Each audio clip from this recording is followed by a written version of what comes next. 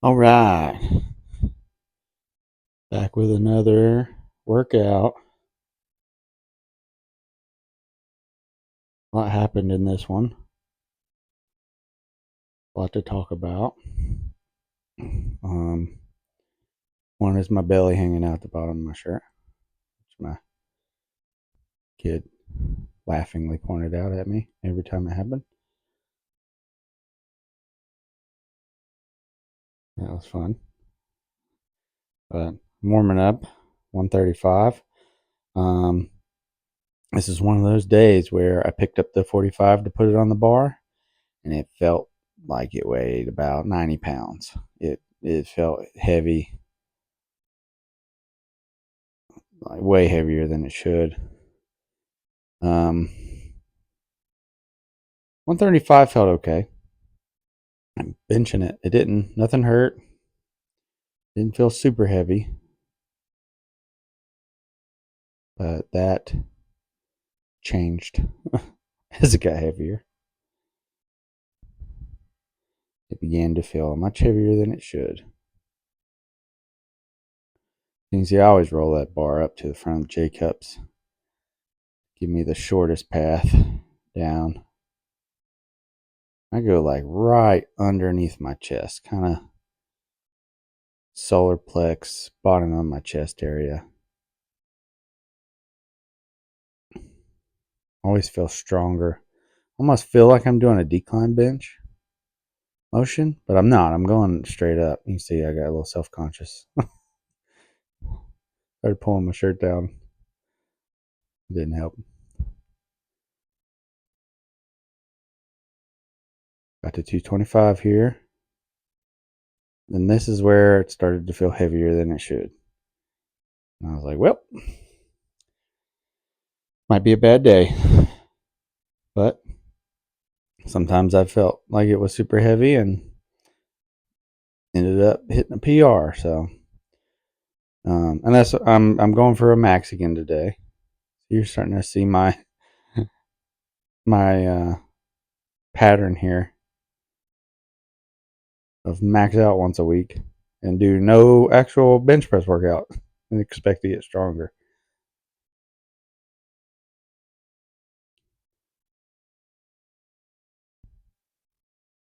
B15. Roll it up. I actually got a little dot on my bar because there's a slight bend in this bar. Nothing crazy. But I like to make sure that bend isn't like it's not up like a U because then it wants to roll in my hands. But if I get that bend, you know, like an in, it sits in my hands. Nice. I don't have any problems. 365. This is always the point where I can kind of tell. I feel like I can tell whether I'm going to get a PR or not. Um, I know it costs a lot of energy to do this, but it definitely helps me mentally feel like I'm making slight jumps up instead of really big jumps in weight. And it felt extremely heavy. I felt like I couldn't have even done 10 pounds more, but I figured I've already done this much. Let's go ahead up to 390 and give it a shot. You can see though, like God's shining down on me through the windows. Sun shining through the chalk dust.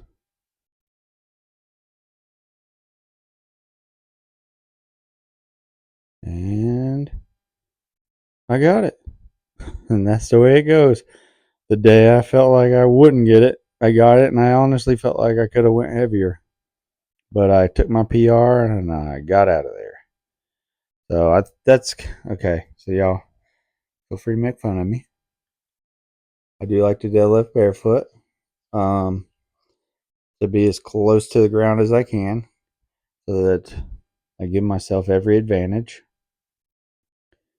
and can keep the weight as heavy as I can. Um, those shin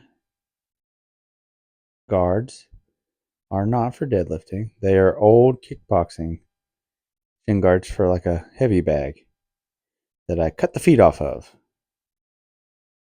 Keep the bar from scraping my shins. So a little DIY action. And I like to put my flip flop back on because concrete is very cold today.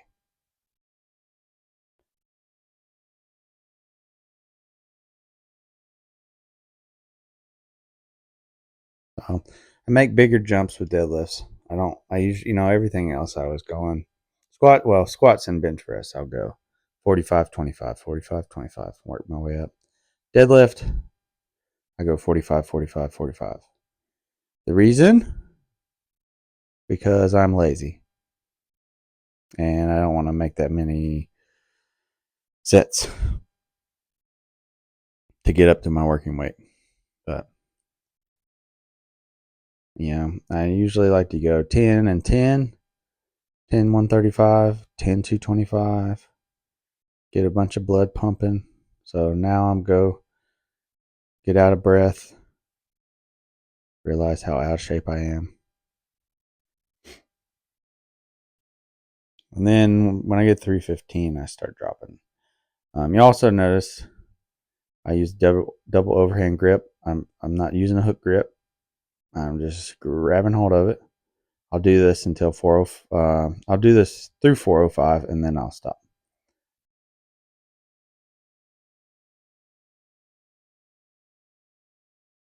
I like to just use my grip until it can't hold on anymore. So here's 405, last set that I'll use the no straps on. My basement is actually sloped down to a drain just slightly, so the bar always wants to roll. So sometimes you'll see me line up. You see it wants to roll out of my fingers. But now I'm going to switch to, I'm going to put a belt on, get me some wraps, use my mouthpiece, all the accoutrement. Got my Hulk shirt on, give me +5 strength in the deadlift. Everything felt really good today. So I've jumped up to 495.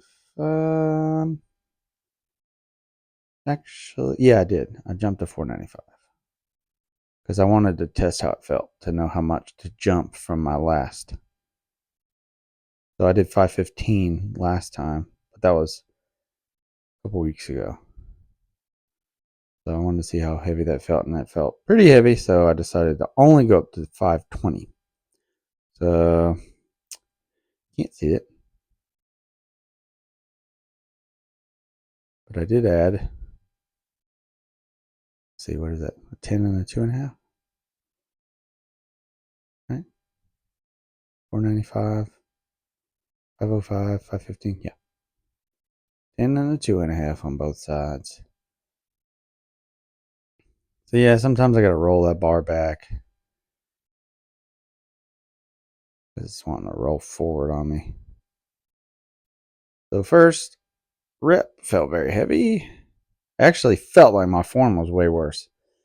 Looking at it on camera, it didn't look too bad, but I felt like my upper back was rounding a lot and it was starting to pull my lower back into a round, but nothing felt dangerous.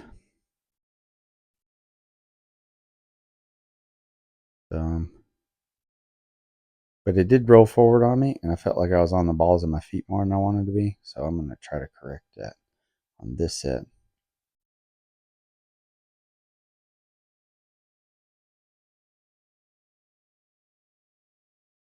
I like to use the straps because I don't like going one hand over, one hand under. I do that on a max out because I don't want to know how much I can Deadlift with straps. I want to know how much I can deadlift. Just my hands. Tried the hook grip. It hurts, and I'm too lazy to get good at it. So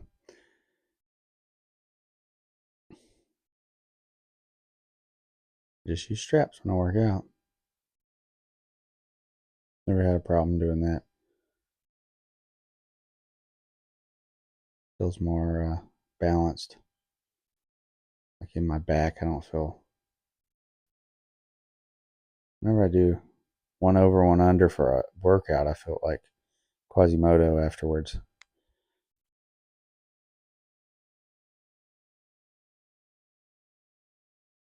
These were feeling heavy. They were difficult. Couldn't quite get braced. It didn't feel like I was getting braced right. But I was finishing the reps, so the plan was to do 5 sets of one.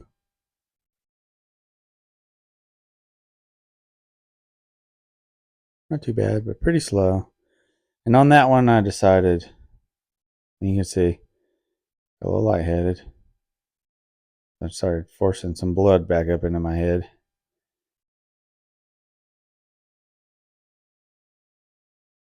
Making weird noises my family's gotten used to. But I got to that third set and decided that was good for today. Didn't feel quite, I didn't feel real strong. So moved on to the next workout, which was neck curls. I've had some neck pain for this year. And since I'm a big dummy, my solution is if I make my neck stronger, it won't hurt anymore. It's not like flared up right now. It's just always a little tightness. I can't turn my head left or right fully without a little bit of pain. So I decided I'm just gonna strengthen it. So I did extra reps. Not really going heavy on these. When I start to feel better, like I feel like my neck's getting really strong, I will start to go heavier. But for now, I'm just pumping it out. And you see, I got some socks and flip flops. Kind of supersetted these together, which wasn't because I think it works better. It was because I didn't want to spend any more time down here being lazy. So I supersetted. I try really hard not to pull with my hands. I'm just balancing it on my head. I I I feel better if I go all the way down, like really big stretch. It pinches in my neck, my upper back. So I'm avoiding that. I'm just kind of going a little past parallel with the ground, and that felt pretty good. Nothing hurt. I do like to do the sides, the left and right, but then my neck really flares up after that. So I'm hoping I can do the front and back for a while, and that my neck will get stronger, and I'll start to be able to do this left and right without pain. So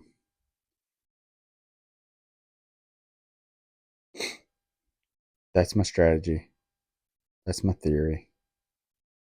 I'm probably wrong, but I'm gonna do it anyway. You can see I got my toe socks on with my flip flops because I had walked outside for a while in some shoes.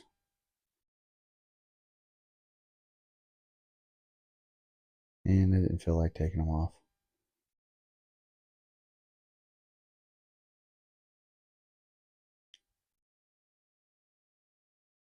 I was doing sets of 25. I'm trying not to pull up with my arms, but the thing will swing back and forth and it'll go up under the bench and like hit. I'm just trying to make the path of the weight smooth. You can see it's starting to get hard. Now I got really sore from this. So the supersetting seemed to work. Usually I take some rest breaks like I do everything else, but because I was being lazy and try to get it done fast, did the supersets, and the back of my neck got really sore. The front didn't. The front of my neck, I don't know if this is just physiology, but it tends to be stronger. Take a little more to get sore, but I always just do the same weight and same reps. Makes it easy to write down in my notebook. You'll notice I do a lot of things out of laziness. Sometimes I do things that are way harder than they should be because I'm being lazy.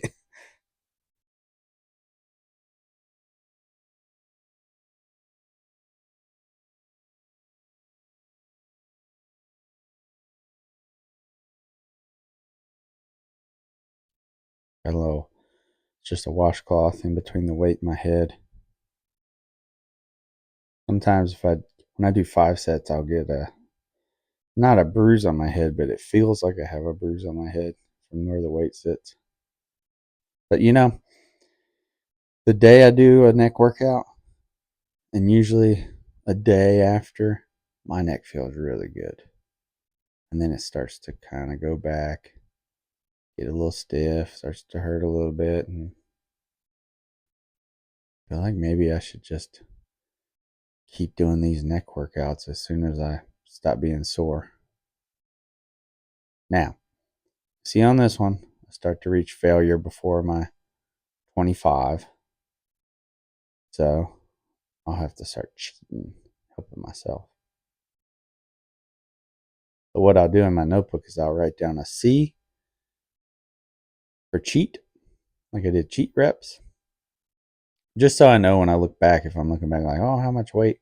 I do that on everything, like if I'm doing curls or rows or something. If I do like significant cheating, I'll write it down so I know that I wasn't strong enough to do those reps clean. And then if I want to repeat it, I'll put a R. That'll just let me know I want to repeat it. So I'll do that here. But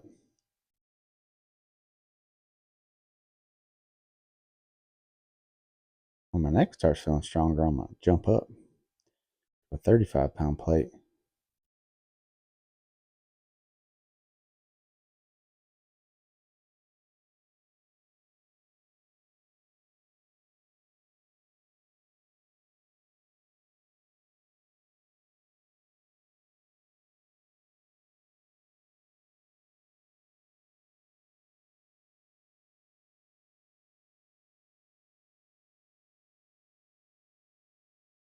Didn't feel like I had to cheat too much on this, on the forward curls. Guess that's what you'd call them. I guess forehead. I don't know. But I didn't have to cheat on these. Maybe a little, but not too bad. At the back of my neck, I had to cheat.